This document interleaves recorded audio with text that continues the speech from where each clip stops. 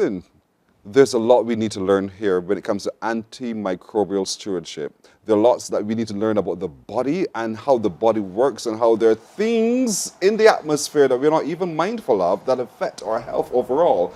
And so when we look at antimicrobial stewardship, perhaps it calls on all of us to stop for just a moment and pause and think about my role, your role, and all of the other roles indeed. And so join us as we look at this subject is Dr. the Most Honourable Forde, who, as you know, is an everything to health in Barbados. Dr. Forde, it's good to have you. Thank you so much. Wonderful to be here again. Good to have you. Mark McIntyre is Senior Manager of Antimicrobial Stewardship overseas. And Mark, welcome to Barbados. You were part of a session yesterday, I believe. Yes, thank you. We'll talk to you more about that in a moment.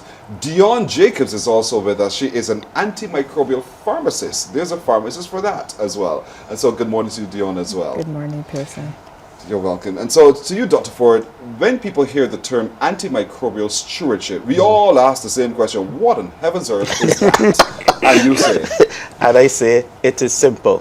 You have a bug, and bugs live all of us, but now you've developed a bug which is really bad, and the antibiotics which the doctor gives you to treat that bad bug to just not working anymore. And it's often because of things that we do. So stewardship, as everyone knows, is about how do we manage that particular scenario. And every single individual person out there has the capacity to impact this. And I'll just nuance it like this for a second. Is that if we leave this unchecked, by 2050, it will become the most common cause of death, way beyond the NCDs, way beyond. And this is information that came out from WHO. So millions of people will die because of this whole event of bugs which are resistant to the normal drugs that we give them. But what we do in our everyday life can impact that. So it's not only human health that it impacts. It's this whole concept of a One Health approach to this matter. So yes, it affects humans, but it affects animals because sometimes we do bad things, so to save some of the antibiotics. So when your animal is sick, you give them some of the antibiotics. Or how we, disperse of antibiotics, we flush them down the toilet, we flush them down the sink to get into our environments, to impact the environment and plants and stuff which we eat. So there's so many things that really impact this. In fact, I'll go further to say that doctor prescribes you an antibiotic, for example, you decide at day 2 you feel better and you stop. Or worse yet, you go to the doctor, you have a cough, you have the flu, and you decide, I want antibiotics. And you pressure the doctor, I need antibiotics, it'll get better. You take them, if the doctor is pressured, which they shouldn't, and after 2 days you feel better, and you think, oh, the antibiotic worked. When really, honestly, you had a viral infection, you got past it, and if you didn't take the antibiotic, you will still be okay. So those are really some of the real nuances out there when it comes to this aspect of antimicrobial resistance and stewardship. Bad bugs, right? And we have this concept now, bad bugs, no drugs. That's bad for us because you can go to have dental work done, for example, and if you have antibiotic to treat an infection, if it comes up, you can die from that. We could come to a point globally where, we don't have a lot of antibiotics on the ground which can treat, these bad bugs, and people just die of things that for years that you'll survive from. And I'll tell you, it'll be straightforward this morning to say that in our own country, we have these bugs. So this is not something I'm talking about from over in space, somewhere else in the world. We have these bugs. We're seeing them coming in, and I told the group, we see a change and a shift. So we have them, in hospitals that would be expected. This is where everybody comes, where all the bad bugs will ascend.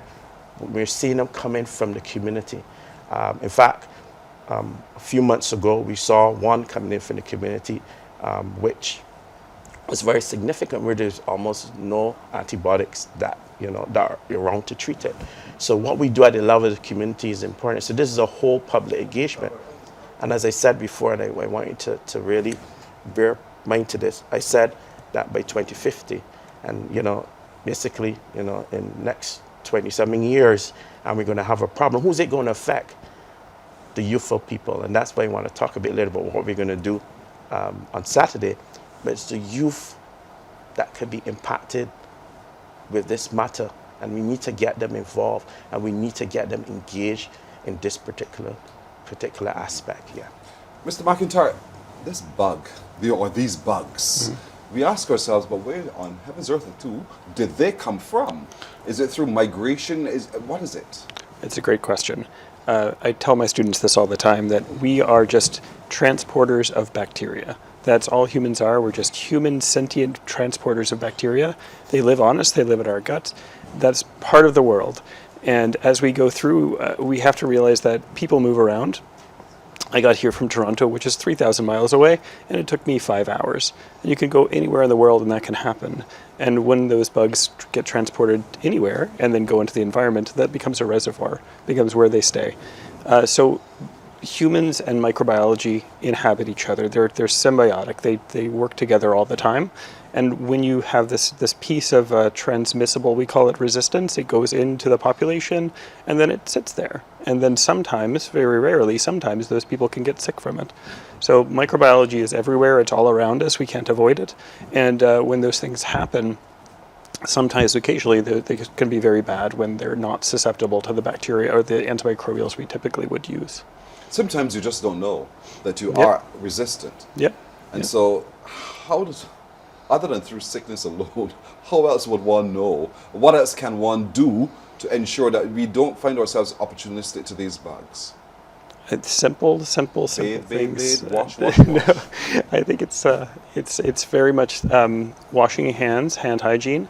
Vaccines help a lot because they prevent viral infections that can then lead to other types of bacterial infections in the future. And then avoiding overuse of antimicrobials unnecessarily, because those things all pressure those things that are resistant, that don't get treated by common antimicrobials to pop up. So the three things that people can do are really those things. Mm-hmm. And so, Ms. Jacobs, as the antimicrobial pharmacist, you are part of the process as well in terms of managing what Dr. Forde is telling us now could become a very serious problem. Talk to me about what you engage with when people come to you, and what are you hearing, what are you picking up as the pharmacist about our health, just our own state of health, really.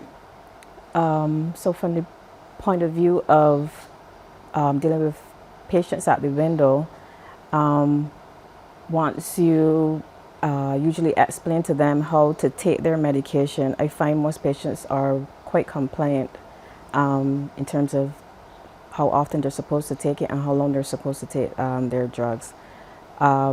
Working with different teams now within the hospital, I believe, I know for sure that the medical teams have a good understanding as it relates to how impactful resistance can have, the effects resistance can have on the population. So how they manage patients is done in a way that at the end of the day there is positive outcomes once patients are treated. Dr. Forde just painted a picture for us that caused us great pause. And so what are we doing about it, Dr. Forde?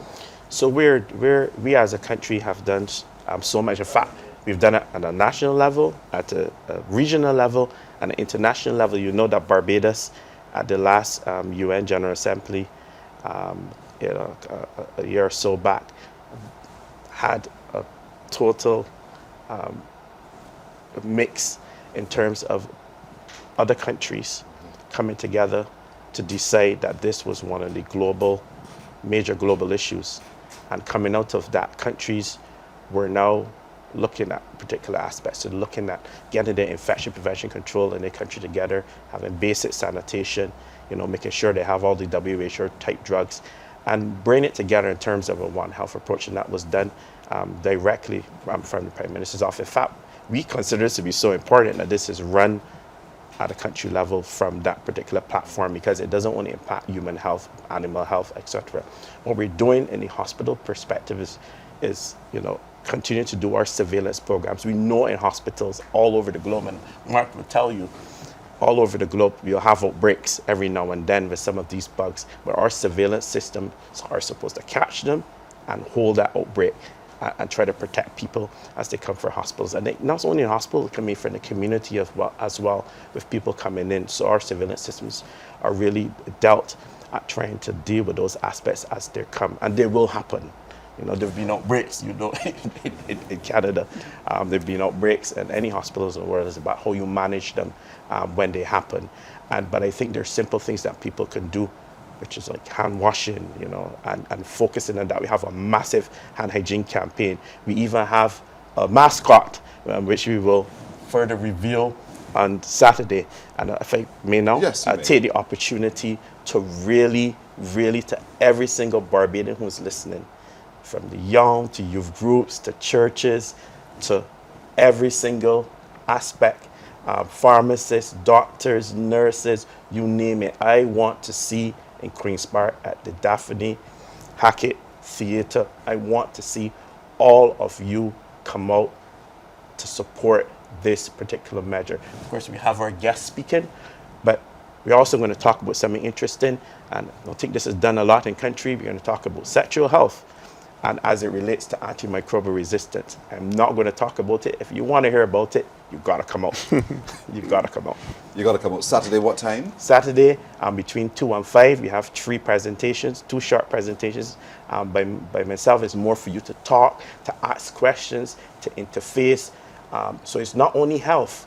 I want people from agriculture to come out. In fact, we're having lots of exhibits and giveaways. If you are from agriculture, or you are from horticulture, or aquaculture, or all the different aspects, as we mentioned before, environmental, and you want to set up an exhibit, you call 436-6450, extension 6115, and you let us know, and we will find a space for you. We need you to be a part of this. All the healthcare facilities which are out there who manage patients, and you want to have a booth, come out. This is your chance to interface with the average Barbadian, because you know what?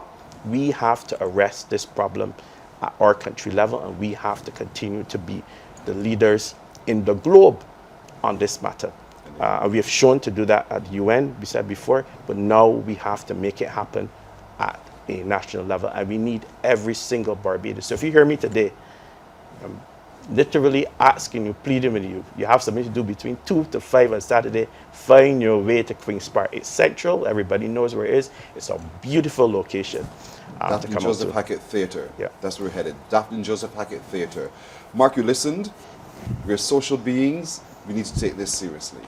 Absolutely. Impress upon us again why we need to take this seriously. I will reiterate Barbados' outsized role in this around the world.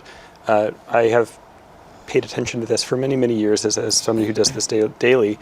The Prime Minister has been a global leader in this. And as Dr. Forde mentioned, this is a global responsibility, and everybody is affected by this. So our job as humans right now is to share this common resource in a way that keeps it working for us and for future generations. And there's no more important way that we have to change our understanding of what medicine is and what culture is than reframing how we think about antibiotics. And Deonne, I give you a chance to appeal to fellow pharmacists and of their role and why they should also be there on Saturday. Agreed. So I'm appealing to all pharmacists, both in private and hospital settings, to come out and support and, explain to the public our role as it relates to stewardship, which is encouraging patients to take their medication as prescribed, and completing it from the beginning to the very end, encouraging patients to return any unused medications to their pharmacies, because that can have a significant impact on the environment. So we hope to see all of the support on Saturday as well. And this is not just for the medical fraternity alone, this is also for us, general public. We're encouraged to be there on Saturday in the Daphne Joseph Hackett Theatre, beginning at 2 in the afternoon. There's a few hours spent for your questions. You get the answers, you get a greater understanding of these things that are already living on us and how we can impact others simply because we are who we are and the way we share also impacts its transmission. So we need to know a whole lot more, not to scare you, but to inform you, so that together we create a shield of protection, a hedge almost. But reality is, tourism is as tourism is. But if we're better prepared, then we can better manage any outcome indeed. Dr. the Most Honourable Corey Forde, thank you so much again for joining us. Absolutely, I really pleasure hope to people be turn here. up. Yes, always. yes. I know Mark that- McIntyre, Senior Manager of Antimicrobial Stewardship in Canada. Good to have you. We're looking forward to your presentation as well on Saturday. And Deonne Jacobs, so excuse me, is this antimicrobial? And Deonne No Jacobs, antibiotics required. thank you. Was an antimicrobial pharmacist in the hospital setting as well and private. Thank you so much for joining us Thanks as for well. having me today. You're Thank very you. welcome. Morning, morning, morning. Good